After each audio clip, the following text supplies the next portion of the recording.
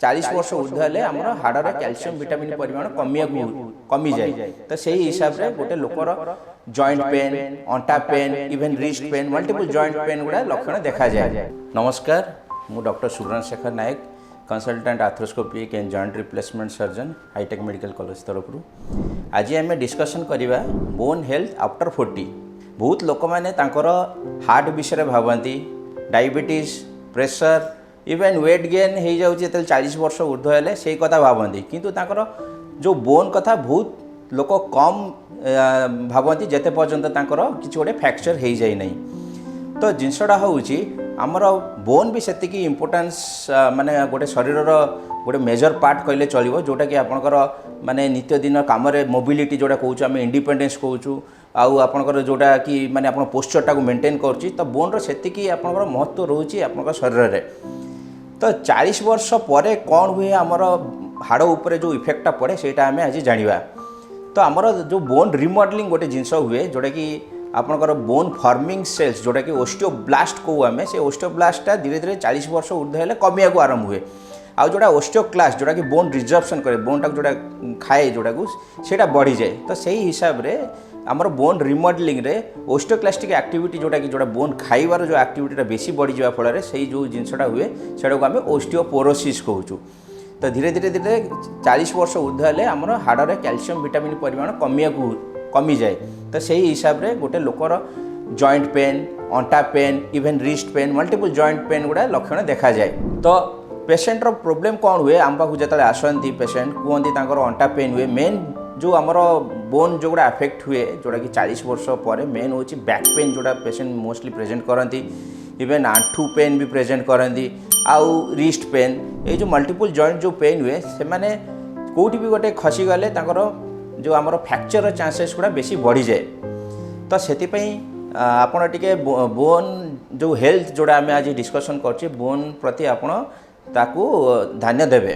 तो जिनसटा हूँ आमर बोन जो 40 वर्ष पर जो बोन मिनरल डेनसीटीटा से कौन हुए ना धीरे धीरे कमिया को आरंभ हुए।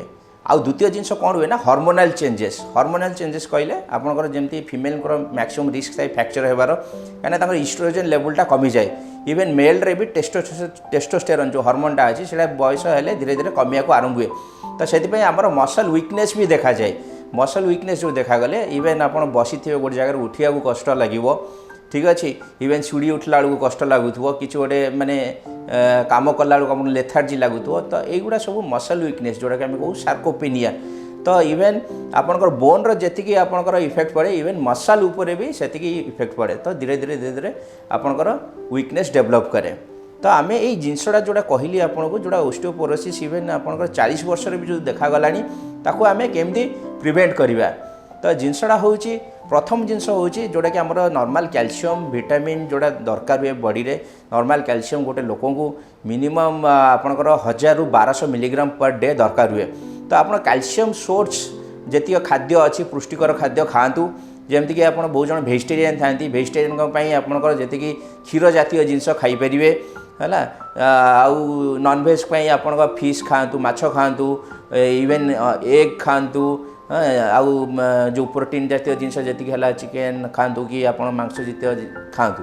द्वितीय जिनस हूँ आप विटामिन D3। विटामिन D3 सबुठू माने इम्पोर्टाट आपंकर कैल्शियम साइकिल जोटा कि आप हाड़ स्ट्रंग कराए। तो आप विटामिन D3 इवेन आप सकाळ जो सूर्य आप जो उठुंट सकाळ अर्ली मॉर्निंग जो सूर्यटा आप मिनिमम 30 मिनट खंडे जाकि छिड़ा हूँ, विटामिन D आपको से मिल, इवेन आहरी आपको दिन सारा पूरा स्ट्रंग लगे, फुर्ती लगे।